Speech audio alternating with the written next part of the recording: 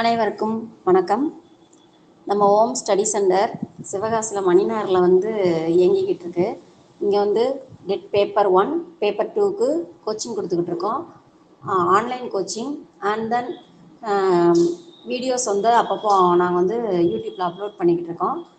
இது டிஎன்பிஎஸ்சிக்கும் யூஸ் ஆகும்.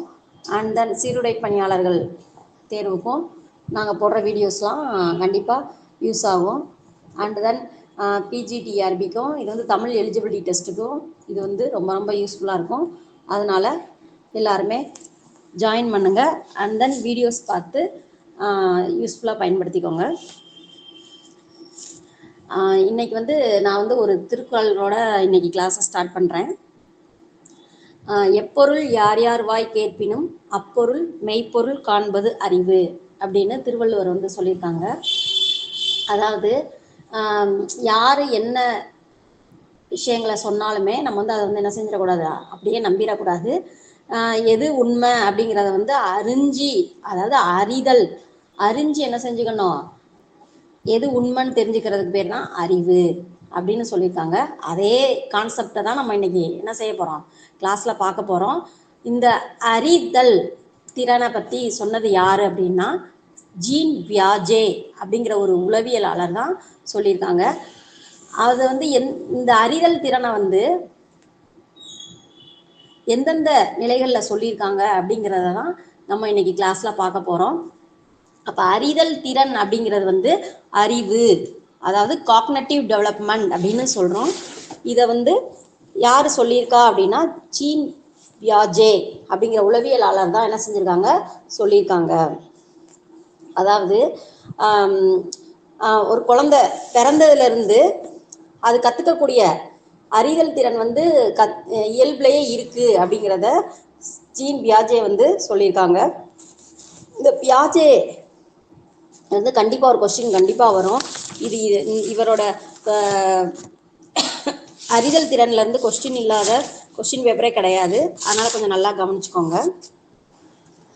ஓகே, இப்போ அதாவது ஒரு குழந்தையோட புலன் உறுப்புகள் மூலம், அதாவது பிறப்பில் இருந்து புலன் உறுப்புகள் மூலம் பெறக்கூடிய செய்திகளை தொகுத்து சுருக்கி அமைத்து விரிவுபடுத்தி நினைவு கூறுதல், இதெல்லாம் ஒரு உளச் செயல்களின் அடிப்படையில் ஆராய்ந்து அறிதல் தான் எனது அறிதிறன் அப்படின்னு சொல்கிறோம். அதாவது அறிதிறன் அப்படிங்கிறது வெளி உலகத்தை பற்றி தெரிந்து கொள்ள உதவும் உளச் செயல்களே அதான் என்னதுன்னா அறிதிறன் அப்படின்னு சொல்கிறாங்க. இந்த அறிதிறனுக்கு நம்மளோட எதெல்லாம் தேவைப்படும் அப்படின்னா நம்மளோட புலன் காட்சி தேவைப்படும், கவனம் தேவைப்படும், சிந்தனை தேவைப்படும், ஆராய்ந்தறிதல் தேவைப்படும், பிரச்சனைகளுக்கு தீர்வு காணுதல், நினைவு ஆகிய செயல்களுக்கெல்லாம் இந்த அறிதிறன் தான் என்னது ஒரு அடிப்படையாக அமையும் அப்படின்னு ஜீன் பியாஜே சொல்லியிருக்காங்க. இந்த ஜீன் பியாஜே சுவிட்சர்லாந்து நாட்டை சேர்ந்த உளவியலாளர்.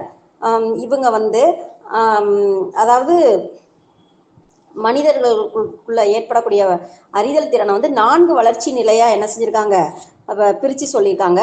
அந்த 4 நிலைகள் என்ன செய்யுமா, மாற்றங்களை கொண்டதாக தான் அமையுது அப்படின்னு சொல்றாங்க. அதாவது ஒரு குழந்தை பிறந்து ஒரு நிலையை கடந்து தான் என்ன செய்யணும், அறிதல் திறனை தெரிஞ்சுக்கணும் அப்படின்னு சொல்றாங்க. இந்த அறிதல் திறனை ஒருங்கமைத்து சமூக சூழ்நிலைகளோட இணக்கமான நடத்தையை பெற உதவுவதுதான் என்னது அப்படின்னா நுண்ணறிவு அப்படின்னு சொல்றாங்க. அதாவது அவங்களோட ஐக்யூ அப்படின்னு சொல்றாங்க. அப்ப நுண்ணறிவு அப்படிங்கிறது இந்த அறிதல் திறன் மூலம் தான் என்ன செய்யப்படுகிறது, கட்டமைக்கப்படுகிறது அப்படின்னு சொல்றாங்க.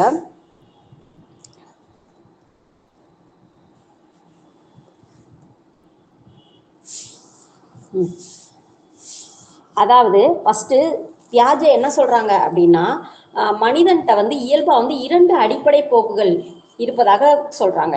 அதாவது பியாஜே மனிதனிடம் இயல்பாகவே 2 அடிப்படை போக்குகள் இருப்பதாக கூறுகிறாங்க.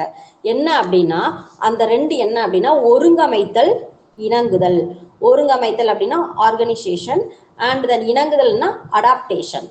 அப்போ மனிதர்களுக்கு இருக்கக்கூடிய 2 அடிப்படை போக்குகள் என்ன அப்படின்னா ஒருங்கமைத்தல், இணங்குதல்.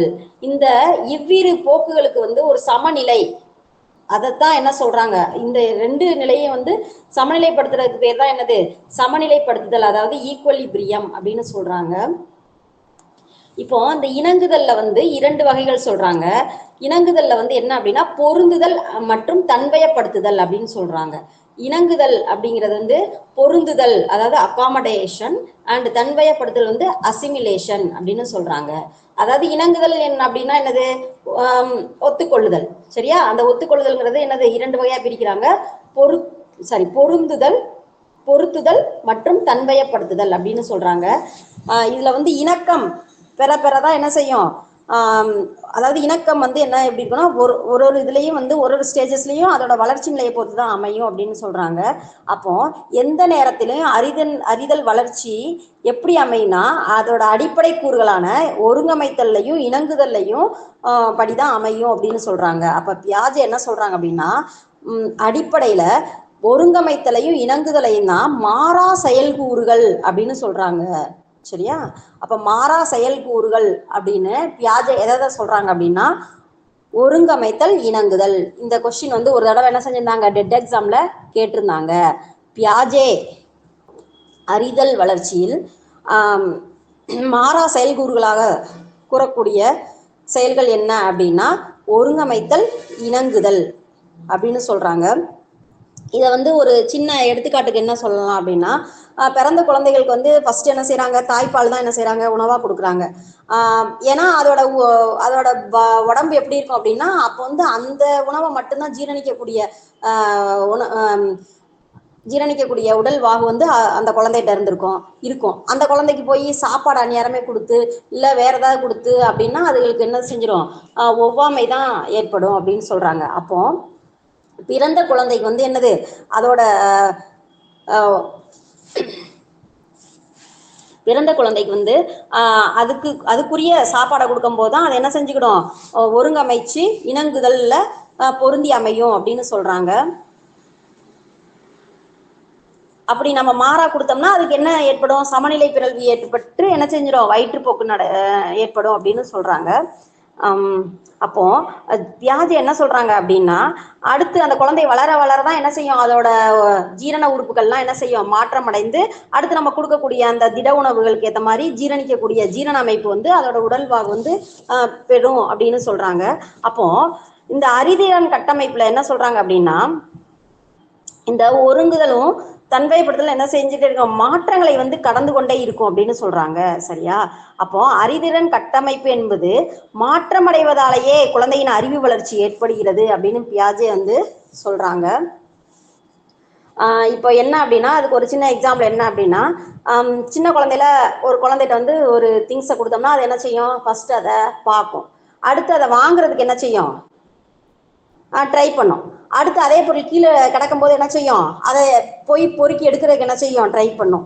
சரியா? அப்போ ஒரு ஸ்டேஜ்லையும் அது என்ன செஞ்சுட்டே இருக்கு, தன்னோட அறிவை பயன்படுத்தி என்ன செஞ்சுட்டே இருக்கு, கற்றலுக்கு என்ன செஞ்சுட்டே இருக்கு, உயர் செயல்திறனை பெறதுக்கு பயிற்சி எடுத்துக்கிட்டே தான், முயற்சி பண்ணிக்கிட்டே தான் என்ன செஞ்சுக்கிட்டே இருக்கு அப்படின்னு சொல்றாங்க. இப்போ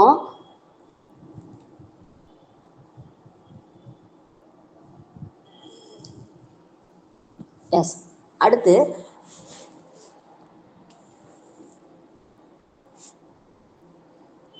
ஸ்கீமா அப்படின்னு பியாஜே வந்து சொல்றாங்க. என்ன அப்படின்னா ஸ்கீமா அப்படிங்கிறது வேற ஒன்றும் கிடையாது, அறிதிறன் வளர்ச்சி அடைய ஸ்கீமா வந்து உடல் இயக்க சார்பு நிலையிலிருந்து மனவியக்க சார்பு நிலை அல்லது கருத்தியல் நிலைக்கு மெல்ல மெல்ல மாறுறதுதான் ஸ்கீமா அப்படின்னு சொல்றாங்க. ஸ்கீமா அப்படின்னா திட்டம் அப்படின்னு பொருள் அப்படின்னு சொல்றாங்க. ஸ்கீமான திட்டம், அதாவது அடிப்படையான அறிவு கட்டமைப்பு அப்படிங்கிறது தான் ஸ்கீமா அப்படின்னு சொல்றாங்க. இந்த ஸ்கீமா வந்து என்ன செஞ்சுட்டே இருக்குமா, மாறிக்கொண்டே இருக்கும் இயல்புடையது அப்படின்னு சொல்றாங்க. சரியா? அப்ப ஸ்கீமாங்கிறது என்னது, மாறிக்கொண்டே இருக்கும் இயல்புடையது அப்படின்னு சொல்றாங்க. எடுத்துக்காட்டு என்ன சொல்றாங்க அப்படின்னா சின்ன குழந்தைகளுக்கு வந்து என்னது, கிரிக்கெட்டை சின்ன குழந்தைகளுக்கு வந்து என்னது, கிரிக்கெட்டு விளையாடணும்னு ஆசையா இருக்கும். அப்ப அதுக்கு ஒரு பேட்டையும் பாலையும் வாங்கி கொடுத்தா அது என்னது, விளையாண்டு தன்னோட மகிழ்ச்சியை வந்து வெளிக்காட்டிக்கிடும். அதே இது வயசானவங்களுக்கு வந்து என்னது, அந்த அந்த கிரிக்கெட் வந்து சின்ன பிள்ளைல விளையாண்டுருப்பாங்க, ஆனா வயசாக அவங்களுக்கு அந்த கிரிக்கெட் வந்து டிவியில பார்த்தாலும் என்ன செய்யும், ஒரு இன்பம் வரும் அப்படின்னு சொல்றாங்க. அப்ப ரெண்டுமே என்னதான், அறிதிறன் வளர்ச்சி தான். அப்போ இந்த ஸ்கீமாங்கிறது என்னது, வயசுக்கு ஏற்ற மாதிரி மாறும் தன்மை கொண்டது அப்படின்னு சொல்றாங்க. எஸ் முக்கியமா பியாஜே என்ன சொல்றாங்க அப்படின்னா சிந்தனைகள் தான் மொழி வளர்ச்சிக்கு முக்கிய பங்காற்றுகிறது அப்படின்னு சொல்றாங்க. அதாவது சிந்தனை தான் என்னது முதலானது. உண்மைதான? அறிவு நமக்கு வரணும், அப்படி அறிதல் வரணும் அப்படின்னா நமக்கு என்ன செய்யணும்? சிந்தனை வரணும். இது கரெக்டா, இது தப்பா, இதை செய்யலாமா, இதை பேசலாமா, இதை பேசக்கூடாதா அப்படிங்கிற அந்த சிந்தனை வர வரதான் நம்ம என்ன செய்வோம்? ஒரு நல்ல வேலை போவோம். அப்போ பியாஜேவோட கூற்றுப்படி சிந்தனை தான் மொழி வளர்ச்சிக்கு முக்கிய பங்காற்றுகிறது அப்படின்னு சொல்றாங்க. அப்போ பியாஜே வந்து இந்த அறிதிறன் வளர்ச்சியை வந்து 4 நிலைகளா வந்து பிரிக்கிறாங்க. முதல் நிலை என்ன அப்படின்னா புலன் இயக்க நிலை. இங்கிலீஷ்ல வந்து சென்சரி மோட்டார் ஸ்டேஜ் அப்படின்னு சொல்லுவாங்க. 2ஆம் ஸ்டேஜ் என்ன அப்படின்னா முற்சிந்தனை நிலை, ப்ரீ ஆபரேஷனல் ஸ்டேஜ் அப்படின்னு சொல்லுவாங்க. அடுத்து 3வது நிலை வந்து பருப்பொருள் நிலை அல்லது புலனீடான செயல்நிலை அப்படின்னு சொல்றாங்க. அதாவது கான்கிரீட் ஆபரேஷனல் ஸ்டேஜ் அப்படின்னு சொல்றாங்க. 4வது நிலை வந்து முறையான சிந்தனை வளர்ச்சி நிலை அல்லது கருத்தியல் நிலை. இங்கிலீஷ்ல என்ன சொல்லுவாங்கன்னா ஃபார்மல் ஆபரேஷனல் ஸ்டேஜ் அப்படின்னு சொல்லுவாங்க. அப்போ 4 நிலைகள் பியாஜே வந்து அறிதிறன் வளர்ச்சி நிலையில வந்து 4 நிலைகளா பிரிக்கிறாங்க. என்ன அப்படின்னா புலன் இயக்க நிலை. முதல் நிலை வந்து புலன் இயக்க நிலை. இது வந்து எந்த வயசுல நிகழும் அப்படின்னா 0 முதல் 2 வயது வரை நிகழும். அடுத்த நிலை வந்து செயலுக்கு முற்பட்ட நிலை. இது வந்து 2 முதல் 7 வயது வரை நிகழும். அடுத்து புலனீடான செயல்நிலை அல்லது பருப்பொருள் நிலை. இது வந்து 7 முதல் 11 வயது வரை நிகழும் அப்படின்னு சொல்றாங்க. 4வது நிலையான கருத்தியல் நிலை வந்து 11 வயதுக்கு மேல் நிகழும் அப்படின்னு சொல்றாங்க. அப்போ 4 நிலைகள் என்னென்ன அப்படின்னா sensory motor stage 0 to 2 age and pre operational stage 2 to 7 age and concrete operational stage வந்து 7 to 11 age and formal operational stage வந்து 11 இயர்ஸ் அப்படின்னு சொல்றாங்க. ஓகே, இந்த 4 இதுல இருந்து கண்டிப்பா நமக்கு என்னது கண்டிப்பா ஒரு கொஸ்டின்ஸ் வரும். அதாவது இந்த 4 நிலைகள்லையும் குழந்தைகள் வந்து என்னென்ன மாதிரி அறிதல் திறனை பெற்றிருக்காங்க அப்படிங்கிறத தான் நம்ம இப்போ வந்து விளக்கமா பார்க்க போறோம். ஃபர்ஸ்ட் ஸ்டேஜ் என்ன அப்படின்னா புலன் இயக்க நிலை. இப்போ இந்த 4 நிலையை வந்து நம்ம ஈஸியா நம்ம வந்து ஞாபகம் வச்சுக்கலாம். அதுக்கு ஒரு சின்ன ஒரு நிமானிக் சொல்லி கொடுக்குறேன். ஏற்கனவே லாஸ்ட் கிளாஸ்ல பார்த்தோம் எரிக்சன் வந்து எத்தனை வகையா சமூக வளர்ச்சி நிலைகளை சொல்லியிருக்காங்க அப்படின்னா 8 வகை அப்படின்னு பார்த்தோம். இங்க வந்து பியாஜே வந்து எத்தனை படிநிலைகள் சொல்லியிருக்காங்க, அறிதல் அதாவது மனிதனோட அறிதல் திறனை வந்து எத்தனை படிநிலைகளாக சொல்லியிருக்காங்க அப்படின்னா 4 விதமான படிநிலைகள்ல சொல்லியிருக்காங்க. நம்ம இங்கிலீஷ்ல கூட ஞாபகம் வச்சுக்கலாம். ஃபர்ஸ்ட் வந்து சென்சரி மோட்டார் ஸ்டேஜ், அடுத்து pre operational stage and 3rd one concrete operational stage and 4th one formal operational stage அப்படின்னு சொல்றோம்ல. இதுல இந்த ஃபர்ஸ்ட் லெட்டரை மட்டும் நம்ம எடுத்துக்கிடுவோம். SPZ ஃபார்ம் அப்படின்னு ஞாபகம் வச்சுக்கிறோம். அதாவது நம்ம வந்து இது வந்து ஒரு ஆர்டரா நினைச்சுக்கிறோம். அப்ப பியாஜே வந்து ஆர்டர் பண்றாரு, அதுக்கு நம்ம என்ன செய்யறோம்? ஆன்சர் பண்றோம். SPZ form. ஃபார்ம்னா என்னது? ஒரு அமைக்கிறோம் அப்படின்னு ஞாபகம் வச்சுக்கிறோம். சரியா? அப்ப SPZ ஃபார்ம் அப்படின்னு ஞாபகம் வச்சுக்கிறோம். அப்ப எஸ்னா சென்சரி மோட்டார் ஸ்டேஜ் அண்ட் Pனா ப்ரீ ஆபரேஷனல் ஸ்டேஜ் அண்ட் Cனா கான்கிரீட் ஆபரேஷனல் ஸ்டேஜ், ஃபார்ம் அப்படின்னா ஃபார்மல் ஆபரேஷனல் ஸ்டேஜ் அப்படின்னு ஞாபகம் வச்சுக்கிடுவோம். இன்னொரு சொல்றேன், பியாஜேவோட அறிதிறன் படிநிலைகள்ல வந்து ஈஸியா ஞாபகம் வச்சுக்கிறதுக்கு SPZ ஃபார்ம் அப்படிங்கிறத ஞாபகம் வச்சுக்கிடுவோம். ஓகேவா? SPZ form. ஓகே, ஃபர்ஸ்ட் என்ன பார்க்க போறோம் அப்படின்னா புலனியக்க நிலை. இது வந்து 0 to 2 வயது வரை. சரியா? அதாவது இந்த ஏஜ்னா என்னது? குழந்தைகளும். சரியா? அப்ப குழந்தைகள் என்ன அப்படின்னா அதோட சூழ்நிலைகள் தான் அதுக்கு வந்து என்னது புலன்களின் இடைவிடையா அமையும் அப்படின்னு சொல்றாங்க. இப்ப என்ன அப்படின்னா இதுல வந்து குழந்தைகள் வந்து அவங்க அம்மா அப்பாட்ட தான் மோஸ்ட்லி நிறைய இருப்பாங்க. இப்போ ஒரு 6 மாச குழந்தைகிட்ட வந்து என்னது ஒரு அழகான ஒரு பந்தை கொடுத்தோம், குட்டி பந்தை கொடுத்தோம்னா அது என்ன செய்யும்? ஃபர்ஸ்ட் கையை வச்சு என்ன செய்யும்? பிடிக்க முயலும். சரியா? அடுத்து கையை வச்சு காலை வச்சு என்ன செய்யும்? பிடிக்க முடியும். ஏன்னா அதுகளுக்கு என்னது அப்போ வந்து உட்கார்ற ஸ்டேஜ் தான். அப்போ அதுக்கு வந்து கையை மட்டும்தான் வச்சு பிடிக்கணும் தெரியாது, கையையும் காலையும் சேர்த்து என்ன செஞ்சுக்கிடும்? படுத்துக்கிட்டே பிடிக்கும். சரியா? அதே ஒரு 8 மாச குழந்தைகிட்ட கொடுக்கும்போது கையை மட்டும் வச்சு என்ன செய்யும்? பிடிச்சுக்கிடும். சரியா? அடுத்து அதே ஒரு 10 மாச குழந்தைகிட்ட கொடுக்கும்போது அதாவது பெரிய பந்தை வந்து என்னது 2 கையாலையும், சிறிய பந்தை வந்து என்ன செய்யும்? ஒரு கையாலையும் பிடிக்கக்கூடிய ஒரு ஒரு அறிதல் திறனை தான் பெற்றிருக்கோம் அப்படின்னு சொல்றாங்க. இந்த அதாவது புலனியக்க நிலையில என்ன அப்படின்னா ஆப்ஜெக்ட் பெர்ஃபார்மன்ஸ் வந்து கொஞ்சம் கொஞ்சமா வந்து என்ன செய்யறாங்க, குழந்தைங்க வந்து தெரிஞ்சுக்கிறாங்க அப்படின்னு சொல்றாங்க. அதாவது பொருட்களின் நிலைத்த தன்மை, அப்ப பால் அது வந்து எப்படி இருக்கும், சாஃப்டா இருக்கும் அப்படிங்கிறத தெரிஞ்சுக்கிறாங்க. அப்புறம் அந்நியாரம் தான் அந்த குழந்தைகளுக்கு வந்து தீக்கிட்ட அதாவது அடுப்பு கிட்டக்க போகாதீங்க அப்படின்னு சொல்லி கொடுக்கறது, நல்ல விஷயங்கள் அதாவது இது இது பண்ணா இப்படி அப்படின்னு ஒரு சின்ன சின்ன அறிதல் திறனை வந்து நம்ம அப்பதான் என்ன செய்யணும், இன்ட்ரோடியூஸ் பண்ணணும் அப்படின்னு சொல்றாங்க. சரியா? அப்புறம் இந்த புலனியக்க நிலையில தான் அடிப்படை நினைவு என்ன செய்யுமா தோன்ற ஆரம்பிக்கிறது. நம்ம வந்து அம்மா அப்பாட்ட தான் இருக்கிறோம் அப்படிங்கிற அடிப்படை நினைவுலாம் என்ன செய்யும், தோன்ற ஆரம்பிக்கும் அப்படின்னு சொல்றாங்க.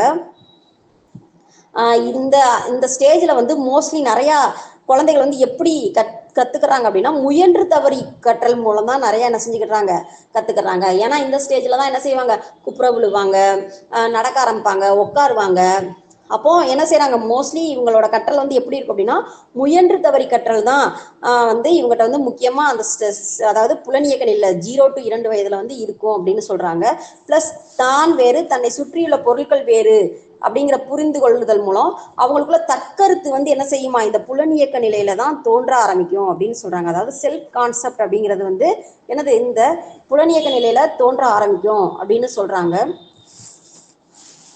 எஸ், இந்த புலனியக்க நிலையில வந்து அவங்களுக்கு வந்து மொழி வந்து என்ன செய்யாது, அப்போ வந்து அவ்வளவா தெரியாது. சும்மா என்ன செய்வாங்க, சம் ஆ ஊ அப்படின்னு தான் வந்து பேச ஆரம்பிப்பாங்களே தவிர அவங்களுக்கு மொழி பற்றிய பயன்பாடு தெரியாது. குறியீடுகளை உபயோகிக்கும் ஆற்றலையும் என்ன செஞ்சிருக்க மாட்டாங்க, பெற்றிருக்க மாட்டாங்க. இதுதான் புலனியக்க நிலை. இந்த புலனியக்க நிலையோட வயது என்ன அப்படின்னா 0 முதல் 2 வயது வரை. சரியா?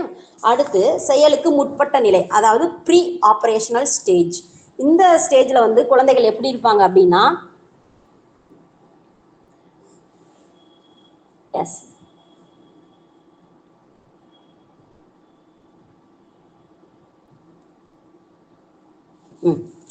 இந்த இயக்க நிலையில என்ன அப்படின்னா அவங்களுக்கு வந்து இப்பதான் இமேஜஸ் பத்தி கொஞ்சம் கொஞ்சமா தெரிய ஆரம்பிக்கும், அறிவு வந்து வளரும். அதாவது ஒரு படத்தை பார்த்து அப்பதான் வந்து குழந்தைகள் வந்து என்ன செய்வாங்க, ஸ்கூல்ல சேர்ப்பாங்க. ஏ ஃபார் ஆப்பிள், அப்ப ஆப்பிள் படம் வரைஞ்சி என்ன செய்வாங்க, சொல்லி கொடுப்பாங்க. அப்ப என்னது ஆப்பிள், இது வந்து ஒரு பழம், இது நம்ம வீட்டில் சாப்பிட கொடுப்பாங்க. பிளஸ் இந்த ஆப்பிள், ஏ ஃபார் ஆப்பிள்னா இந்த ஆப்பிளோட இந்த வேர்டோட ஃபர்ஸ்ட் லெட்டர் வந்து ஏ அப்படிங்கிற அந்த அதாவது இமேஜையும் அதோட சவுண்ட்ஸு பிளஸ் லெட்டர்ஸ் எல்லாத்தையும் என்ன செய்வாங்க, ஒருங்கிணைச்சு சொல்லி கொடுப்பாங்க. அப்ப இந்த வயசுல இந்த ஸ்டேஜ்ல தான் அவங்களோட மொழி வளர்ச்சி வந்து என்ன செய்யுது, ஸ்டார்ட் ஆகுது அப்படின்னு சொல்றாங்க. பிளஸ் இந்த ஸ்டேஜ்ல அதாவது செயலுக்கு முற்பட்ட நிலை, அதாவது ப்ரீ ஆபரேஷனல் ஸ்டேஜ்ல தான் அவங்களுக்கு ஈகோ சென்ட்ரிக் கொஞ்சம் கொஞ்சமா வளர ஆரம்பிக்குது அப்படின்னு சொல்றாங்க. சரியா? அடுத்து இந்த ஸ்டேஜ்ல என்ன அப்படின்னா முக்கியமான ஒண்ணு என்ன நடக்கும் அப்படின்னா அனிமிஷம், அதாவது உயிரற்ற ஜடப்பொருட்களையும் உயிருள்ளவையா தான் அவங்க என்ன செய்வாங்க, நம்புவாங்க. அதாவது ஒரு சின்ன வீட்டுல பொம்மை இருந்துச்சுனாலும் அதுக்கு என்ன செய்வாங்க, நல்லா மேக்கப் போடுவாங்க. அதாவது அதுக்கு உயிர் இருக்கு, பிளஸ் நம்ம ஏதாவது சாப்பிட கொடுத்தா அந்த பொம்மைக்கு போய் என்ன செய்வாங்க, கொடுப்பாங்க. அப்படி அதாவது அந்த பொம்மைக்கு உயிர் இருக்கு அப்படின்னு நினைச்சு என்ன செய்வாங்க, அந்த பொம்மையோட விளையாடுவாங்க. நம்மளே நம்ம வீட்டில் பார்த்துருப்போம் குழந்தைகள் விளையாடுறத. அப்போ இந்த ப்ரீ ஆபரேஷனல் ஸ்டேஜ்ல தான் இந்த அனிமிசம் அப்படிங்கிறது வந்து ரொம்ப இருக்கும் அப்படின்னு சொல்றாங்க. அடுத்து இந்த ப்ரீ ஆபரேஷனல் ஸ்டேஜ்ல ஒரு செயலை வந்து முன்ன பின்ன செய்யணும் அப்படிங்கிறது தெரியாது அப்படின்னு சொல்றாங்க. அதாவது ஏதாவது ஐடென்டிஃபை பண்ணி கேட்டாலும் அது வந்து இங்க இருக்கு அங்க இருக்குன்னு அதுகளுக்கு என்ன செய்யாது, ஐடென்டிஃபை பண்ணி சொல்ல தெரியாது அப்படின்னு சொல்றாங்க. பிளஸ் அடுத்து என்ன அப்படின்னா சென்டரிங் வந்து இந்த பருவத்துல வந்து அதுகளுக்கு வந்து உணரவியலும் அப்படின்னு சொல்றாங்க. என்ன அப்படின்னா ரெண்டு பாத்திரத்துல வந்து தண்ணி வச்சுட்டு அதை வந்து ஒரு பெரிய அகண்ட பாத்திரத்துல ஊத்தி இதுல வந்து கரெக்டா இருக்கா, ஈக்குவலா இருக்கா அப்படின்னு கேட்டா என்ன செய்ய மாட்டாங்க, இல்ல கம்மியா இருக்கு அப்படின்னு சொல்லுவாங்க. அதாவது அதோட அளவுகள் அப்படிங்கிறது வந்து அதுங்களுக்கு என்ன செய்யாது, தெரியாது. தண்ணி இருக்கு அப்படிங்கறதான் தெரியும். அடுத்து இந்த ப்ரீ ஆபரேஷனல் ஸ்டேஜ்ல வந்து சிந்தனை, இவங்களோட சிந்தனையில வந்து கொஞ்சம் கூட நெகிழ்ச்சி வந்து என்ன செய்யாதான், காணப்படாது அப்படின்னு சொல்றாங்க. அதேதான். சரியா? அதாவது முன்பின் மாற்றம் வந்து என்னது தெரியாது. இப்போ 2-3 பேர் உட்காந்துருக்காங்க, இது யார் உட்காந்துருக்கா அப்படின்னா கரெக்டா ஐடென்டிஃபை பண்ணி சொல்லுவாங்க. ஆனா இவங்க பக்கத்துல யார் உட்காந்துருக்கா, இவங்களுக்கு முன்னாடி யார் உட்காந்துருக்கா, இவங்களுக்கு பின்னாடி யார் உட்காந்துருக்கா அப்படிங்கிறத கேட்டா அவங்களுக்கு என்ன செய்யாது, சொல்ல தெரியாது. சரியா? அடுத்து இந்த ப்ரீ ஆபரேஷனல் ஸ்டேஜ்ல தான், அதாவது இந்த ஏஜோட இந்த இந்த ஸ்டேஜோட ஏஜ் வந்து என்ன அப்படின்னா 2 முதல் 7 வயது வரை. அப்படிங்கும்போது இவங்க வந்து குட்டி குழந்தைகள் தானே. அப்ப இவங்களுக்கு வந்து அவங்களோட தாய் தந்தையர் தான் என்னது சர்வ வல்லமை படைத்தவர்கள், அவங்க தான் எல்லாமே அப்படிங்கிற அந்த உணர்வு வந்து எப்பயுமே இருந்துகிட்டே இருக்கும். பிளஸ் இந்த ஏஜ்ல வந்து அவங்களுக்கு வந்து என்னது விதிகளை முழுமையா பின்பற்றி எந்த விளையாட்டையுமே என்ன செய்யாது, விளையாட தெரியாது. அதனால சின்ன பிள்ளை என்ன செய்வாங்க, நம்மளா விளாண்டுட்டு இருக்கும்போது அதுகள் வந்து நானும் வரேன் சொல்லுவாங்க. உடனே உனக்கு விளாட தெரியாது அப்படின்னு சொன்னோம்னா என்ன செஞ்சிடும், வேமா வந்து எல்லாத்தையும் என்ன செஞ்சுட்டு போயிடுவாங்க, களைச்சி விட்டுட்டு போயிடுவாங்க. சரியா? அப்போ இந்த ப்ரீ ஆபரேஷனல் ஸ்டேஜ்ல அவங்களுக்கு என்ன செய்யாது, ஒரு விதிகளை முழுமையா பின்பற்றி என்ன செய்ய தெரியாது, விளையாட தெரியாது. ஓகே, அப்போ இப்ப செகண்ட் ஸ்டேஜ் பார்த்தோம். அடுத்து 3வது ஸ்டேஜ் என்ன அப்படின்னா கான்கிரீட் ஆபரேஷனல் ஸ்டேஜ், அதாவது புலனீடான செயல்நிலை அல்லது பருப்பொருள் நிலை. எஸ், இந்த ஸ்டேஜோட ஏஜ் என்ன அப்படின்னா 7 முதல் 11 வயது வரை அப்படின்னு சொல்றாங்க. பருப்பொருள் அதாவது கான்கிரீட் ஆபரேஷனல் ஸ்டேஜ். இந்த ஸ்டேஜ்ல என்ன அப்படின்னா அவங்களோட சிந்தனையும் அறிதல் திறனும் இன்னும் கொஞ்சம் உயர்நிலைப்படும் அப்படின்னு சொல்றாங்க. அதாவது புலன்கள் உதவியின்றி அனுபவங்களை வந்து உள்ளத்தால அவங்களால கொஞ்சம் கொஞ்சமா என்ன செய்ய முடியுமா, சிந்திக்க முடியும் அப்படின்னு சொல்றாங்க. இப்போ யாராவது நம்ம வீட்டுக்கு கெஸ்ட் வந்திருக்காங்க, வந்துட்டு என்ன செய்யறாங்க, ஒரு இன்விடேஷன் கார்டு வைக்க வந்திருக்காங்க அப்படின்னா, உங்க அத்தை வீடு எங்க இருக்கு, மாமா வீடு எங்க இருக்கு அப்படின்னா, இந்த அங்க இருக்கு அப்படின்னு சொல்லுவாங்களே தவிர, அதாவது இங்க இருக்கு அப்படின்னு சொல்லுவாங்களே தவிர, ஆனா என்ன செய்யாது, கரெக்டான ஒரு வே வந்து என்ன செய்யாது, என்னது சொல்ல தெரியாது அப்படின்னு சொல்லுவாங்க. ஆனா கூட்டிட்டு போங்கன்னா என்ன செஞ்சிருவாங்க, கரெக்டா கூட்டிட்டு போயிருங்க அந்த பிள்ளைய, ஆனா கரெக்டான அக்யூரேட்டா என்ன செய்ய தெரியாது, பாதை சொல்ல தெரியாது அப்படின்னு சொல்றாங்க. அடுத்து இந்த குழந்தைகள் வந்து என்னது ஒரே நேரத்துல வந்து சிந்திக்க முடியும் அப்படின்னு சொல்றாங்க. அதாவது மாறாத்தன்மையை வந்து என்ன செய்ய முடியும், அறிந்து கொள்ள முடியும் அப்படின்னு சொல்றாங்க. ஏற்கனவே எதுல வந்து மாறாத்தன்மையை அறிந்து கொள்ள முடியாதுன்னு சொல்லியிருக்கோம், போன ஸ்டேஜ்ல தானே சொன்னோம். எஸ், ப்ரீ ஆபரேஷனல் ஸ்டேஜ்ல மாறாத்தன்மையை வந்து அறிந்து கொள்ள முடியாதுன்னு சொன்னோம்.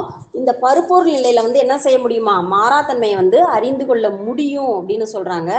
அடுத்து இந்த கான்கிரீட் ஆபரேஷனல் ஸ்டேஜ்ல வந்து ஒரு பொருளை வந்து வகைப்படுத்துதல், வரிசைப்படுத்துதல், அப்புறம் இடம் காலம் சார்ந்த தொடர்புகள் ஆகிய திறன்கள் எல்லாம் பெற்றி கொஞ்சம் கொஞ்சமா என்ன செஞ்சுட்டே இருப்பாங்க, கத்துக்கிட்டே இருப்பாங்க.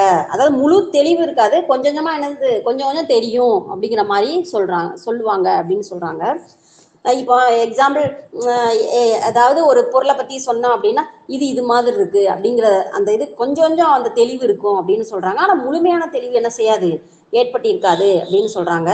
இந்த பருப்பொருள் ஸ்டேஜ் அதாவது கான்கிரீட் ஆபரேஷனல் ஸ்டேஜ்ல வந்து ரிவர்சபிலிட்டியை பத்தி நன்கு உணர முடியும் அப்படின்னு சொல்றாங்க. அப்போ முன்பின் மாற்றங்களை நன்கு உணரக்கூடிய ஸ்டேஜ் எது அப்படின்னா பருப்பொருள் நிலை, கான்கிரீட் ஆபரேஷனல் ஸ்டேஜ் அப்படின்னு சொல்றாங்க. அடுத்து இதே மாதிரிதான் எந்த விளையாட்டையும் அதற்கு விதிகளை பின்பற்றி விளையாட முடியும் அப்படின்னு சொல்றாங்க. போன ஸ்டேஜ்ல முடியாதுன்னு, அதாவது ப்ரீ ஆபரேஷனல் ஸ்டேஜ்ல அதுக்கு என்ன செய்யாது, சரியா விளையாட தெரியாது. இப்போ வந்து அவங்க வந்து என்னது 7ல இருந்து 11 வயசு வரை இருக்காங்களா இந்த ஸ்டேஜ்ல, அப்போ அவங்களுக்கு என்ன செய்ய தெரியும், கொஞ்சம் கொஞ்சமா விளையாட்டை பின்பற்றி விதிமுறைகளை பின்பற்றி விளையாட தெரியும்னு சொல்றாங்க. பிளஸ் குற்றங்களை நோக்கத்தின் அடிப்படையில் இல்லாத அவற்றின் அளவின் அடிப்படையில் என்ன செய்வாங்க, மதிப்பிடுவாங்க அப்படின்னு சொல்றாங்க. எஸ், இந்த ஸ்டேஜ் குழந்தைகளை வந்து என்ன சொல்லுவாங்க அப்படின்னா நடு குழந்தை பருவ மாணவர்கள் அப்படின்னு சொல்றாங்க. இந்த கான்கிரீட் ஆபரேஷனல் ஸ்டேஜ்ல வந்து வகைப்பாடு, வரிசைப்பாடு, பொருட்களை அளவின் அடிப்படையில் வரிசைப்படுத்துதல், வகைப்படுத்துதல், ஒருங்கமைத்தல் இதெல்லாம் அவங்களுக்கு நல்லா தெரியும் அப்படின்னு சொல்றாங்க. எஸ், கிளாசிபிகேஷன், சீரியேஷன், கன்சர்வேஷன் இதெல்லாம் அவங்களுக்கு நல்லா தெரியும் அப்படின்னு சொல்றாங்க. எந்த ஸ்டேஜ்ல அப்படின்னா கான்கிரீட் ஆபரேஷனல் ஸ்டேஜ். அடுத்த நிலை என்ன அப்படின்னா கருத்தியல் நிலை.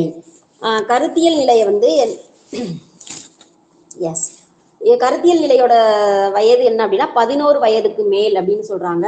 இது வந்து ஃபார்மல் ஆபரேஷனல் ஸ்டேஜ், அதாவது முறையான சிந்தனை வளர்ச்சி நிலை அப்படின்னு சொல்லலாம். அப்ப கருத்தியல் நிலை என்ன சொல்லலாம் அப்படின்னா முறையான சிந்தனை வளர்ச்சி நிலை அப்படின்னு சொல்றாங்க. இந்த நிலை வந்து எப்போ மாணவர்கள்ட்ட தோன்றும் அப்படின்னா குமரப்பருவத்துல இருந்து தான், குமரப்பருவ தொடக்கத்துல தான் இந்த கருத்தியல் நிலை வந்து எழும்னு சொல்றாங்க. இதுல வந்து அவங்களால நல்லா என்ன செய்ய முடியும், எதிரில் அவங்கள்ட்ட இல்லாததை பத்தி என்ன செய்ய முடியும், சிந்திக்க முடியும் அப்படின்னு சொல்றாங்க.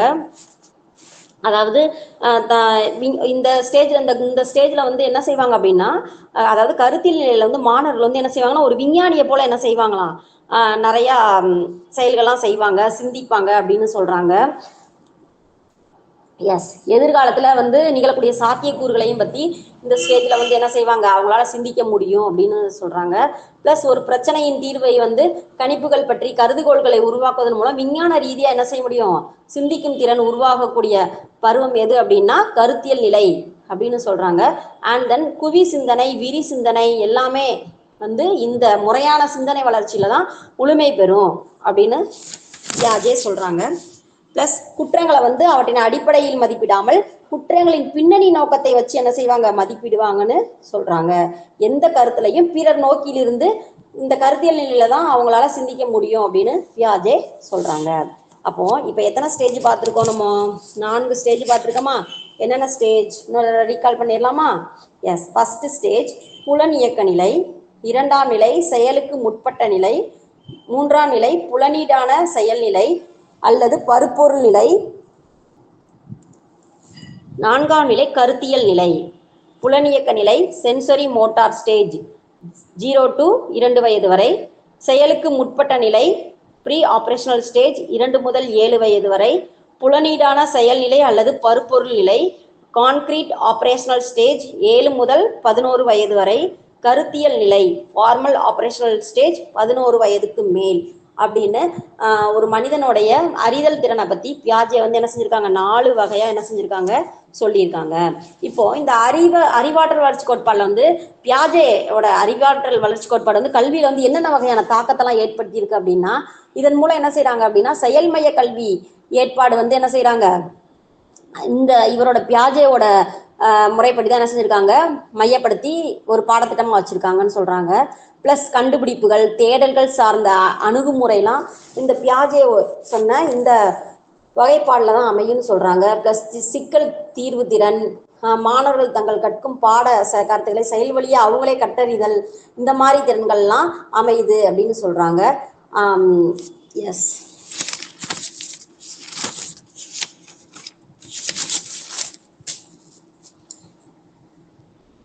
அப்போ பியாஜே சொன்ன மாதிரி ஒழுக்க வளர்ச்சியும் அறிவு வளர்ச்சியும் இணைந்தவை. இது வந்து சுமார் 11 வயதிலிருந்து தான் குழந்தையின் செயல் பின்னமைந்த நோக்க அடிப்படையில் அதனை மதிப்பிட முடியும் அப்படிங்கிறத நம்ம தெரிஞ்சுக்கலாம். தானே கண்டறியும் முறைக்கு வந்து இந்த பியாஜே வந்து என்ன செஞ்சிருக்காங்க, அதிக முக்கியத்துவம் கொண்டு பிடிச்சிருக்காங்க. ஏற்கனவே சொன்னேன்ல, எப்பொருள் யார் யார் வைக்கப்பினும் அப்பொருள் மெய்ப்பொருள் காண்பது அறிவு அப்படிங்கிற அந்த ஸ்டேஜ் வந்து என்னது, இந்த 11 வயசுல தான் இவங்களுக்கு வரும் அப்படின்னு சொல்லியிருக்காங்க. எஸ், அப்ப கற்றல்ல செயல் மைய கல்வி ஏற்பாடு முறைக்கும் இவரோட இந்த கல்வி விளைவுகள் வந்து ஏற்படுத்தி இருக்கு அப்படின்னு சொல்றாங்க. ஓகே, அப்போ பியாஜே அறிதல் அதாவது காக்னிட்டிவ் டெவலப்மெண்ட் எத்தனை வகையா சொல்லியிருக்காங்க அப்படின்னா 4 வகையா சொல்லியிருக்காங்க. பியாஜே வந்து எந்த நாட்டை சேர்ந்த உளவியலாளர் அப்படின்னா சுவிட்சர்லாந்து நாட்டை சேர்ந்தவங்க.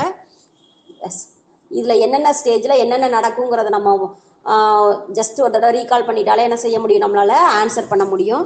ஒரு 2 கொஸ்டின்ஸ் மட்டும் கேட்குறேன், அதுக்கு மட்டும் பார்த்துட்டு கிளாஸை முடிக்கலாம். எஸ், மொழி மற்றும் சிந்தனை பற்றிய ஜீன் பியாஜேட்டின் கருத்துப்படி பின்வரும் கூற்றுக்களில் எது உண்மை அப்படின்னா, அவர் மோஸ்ட்லி எதை சொல்லியிருக்காரு அப்படின்னா சிந்தனை தான் என்ன செய்யுது, மொழியை தீர்மானிக்குது அப்படின்னு சொல்லியிருக்காங்க. மொழி சிந்தனையை தீர்மானிக்குதுன்னு சொல்லியிருக்காங்களா, இல்லை மொழியும் எண்ணங்களும் சுயாதீனமான செயல்முறைகளும் தீர்மானிக்கிறதுன்னு சொல்லியிருக்காங்களா, இல்லை மொழியும் எண்ணங்களும் உள்ளார்ந்த முன்மொழிவுகள் அப்படின்னு சொல்லியிருக்காங்களா அப்படின்னு கேட்டா ஃபர்ஸ்ட் என்னது, சிந்தனை தான் என்ன செய்யுது, மொழியை தீர்மானிக்குது அப்படின்னு பியாஜே சொல்லியிருக்காங்க.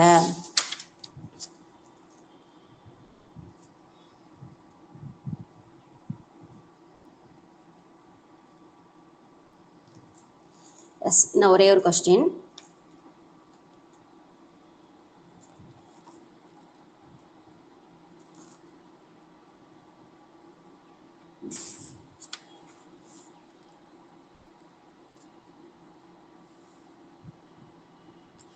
ஜீன் பியாஜே கூற்றுப்படி வளர்ச்சிக்கு முந்தைய கட்டத்தில் குழந்தைகளால் டேஸ் ஈடுபட முடியும். தலையிலான சிந்தனையிலையா, நம்பிக்கை விளையாட்டுலையா, படிநிலை வகைப்பாடா, மாறாத்தன்மையா? எஸ், படிநிலை வகைப்பாட்டில் தான் அவங்களால என்ன செய்ய முடியுமா, ஈடுபட முடியும் அப்படின்னு சொல்றாங்க. சரியா?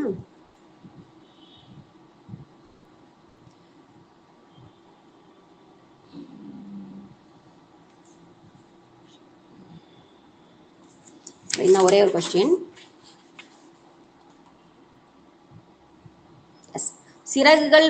சிறகுகள் உள்ள மற்றும் பறக்கக்கூடிய அனைத்து உயிரினங்களும் பறவைகள் என்று அழைக்கப்படுகின்றன என்று ஒரு குழந்தை ஒரு மனக்குறிப்பை உருவாக்கியது.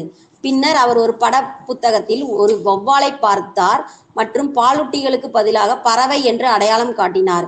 இங்கே விவரிக்கப்பட்டுள்ள அறிவு கட்டுமான செயல்முறை என்ன அப்படின்னா, என்ன ஒரு 4 ஆப்ஷன் கொடுத்துருக்காங்க. என்ன அப்படின்னா, ஒருங்கிணைத்தலா, இணங்குதலில் பொருத்துதலா, அல்லது வரிசைப்படுத்துதலா, அல்லது மாறா தன்மை உடையதா?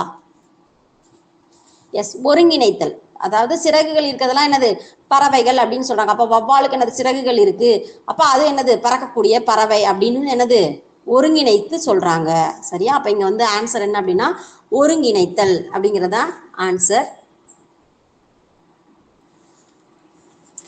எஸ், நல்லா ஒரு தடவை கேளுங்க, வீடியோவை பாருங்க, பார்த்து புரிஞ்சு நல்லபடியாக எக்ஸாமை அட்டன் பண்ணுங்கள். Okay, thank you.